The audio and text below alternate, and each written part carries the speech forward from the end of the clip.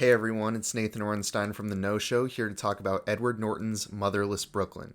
Motherless Brooklyn stars Edward Norton, Gugu Mbatha Raw, Alec Baldwin, and Willem Dafoe, and is written by Edward Norton. It's based on the novel of the same name by Jonathan Lethem. Motherless Brooklyn immediately intrigued me when I first heard about it. Edward Norton has always struck me as one of the more underappreciated actors of the past 25 years, and it's been nearly a decade since he's actually been the star of a movie. Not only that, but this is only the second film he's ever directed and the first he's ever written. I was curious to see if his talents as an actor would translate into a creative vision in his writing and directing, and overall he does a decent job, though nothing to get too excited about.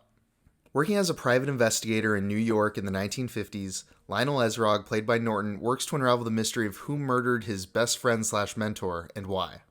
It is worth noting that Ezrog suffers from Tourette syndrome, as this is one of the larger points of interest in the trailer and other promotional media.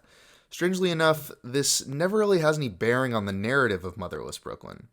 I haven't read the novel that this film's based on, so I can't say if this carries over from that or not, but in my opinion, it kind of just feels like an excuse for Norton to flex his acting chops. I'm not going to fault the film for this, but it does seem just a bit odd to me. Sorry that was basically a long-winded tangent, but I thought it should be addressed since the trailers did make it seem like it'd be a large part of this film. Anyways, let's get back to the review, shall we? Looking past Ezrog's Tourette's, Motherless Brooklyn ends up feeling like a fairly typical noir film, though that isn't necessarily a bad thing. Motherless Brooklyn is excellently paced, always giving the viewer a small breadcrumb of information at just the right time to lead them along. This mystery never becomes predictable though, and it also never feels improbable, which is a balance that many mystery films really struggle in finding. It's also a fairly relevant film too, touching on issues such as racial and class divisions in America in an interesting way that never feels played out or forced. All of this is wrapped up in a nice little noir package fit with narration, low lighting, jazz music, and fedoras. Edward Norton doesn't really add anything to the genre with his bare bones and uninspired direction, but the story here is strong enough to hold its own. That isn't to say the writing's flawless, though. There is a lot to take in with this movie, and some major plot points don't necessarily get the screen time or explanation they might deserve. It even becomes a bit overwhelming at times, especially towards the end when all the loose ends start to get wrapped up at once.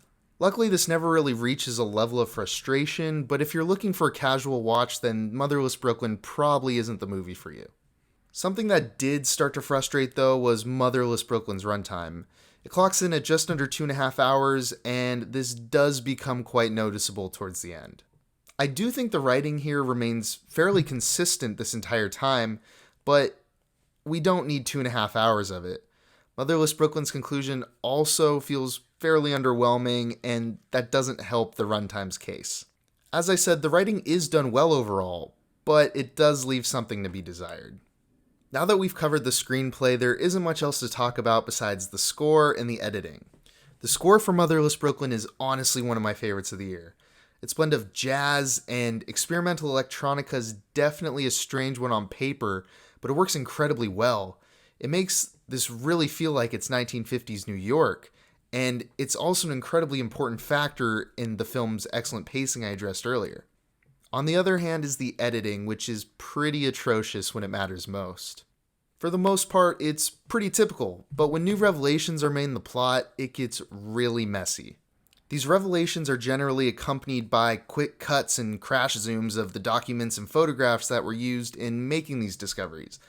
But the editing is way too fast and it's way too janky, and I think it's a huge reason in why this movie becomes hard to follow at times.